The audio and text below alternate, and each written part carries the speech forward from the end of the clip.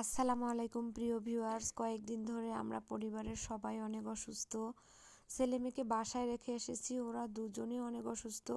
আর হঠাৎ করে শাশুড়ি আজকে অসুস্থ, ওনাকে নিয়ে ডাক্তারের কাছে চলে এসেছি। আমি এতটাই অসুস্থ, তারপরেও ওনাকে নিয়ে আমি এখানে ওয়েট করতেছি। আর এখানে আমরা এক্স রে রুমে এসেছি, আমি এক্স রে রুমের বাইরে ওয়েট করতেছি। আমার শাশুড়ির এখানে এক্স রে করানো হচ্ছে। এক্স রে করানো আমাদের শেষ। এখানে অনেকগুলো পরীক্ষা দিয়েছে আমাদেরকে। অলরেডি আমরা ব্লাড আর প্রস্রাবটা পরীক্ষা করতে দিয়েছি। আর এখানে আমরা ওয়েট করতেছি আলট্রা করার জন্য। আলট্রাসোনোগ্রাম রুমে আমরা এখন যাচ্ছি, এখানে আলট্রাসোনোগ্রাম করানো হবে। আলট্রা রুমে আমরা সিরিয়াল পেলাম অনেক ধৈর্য ধরার পরে।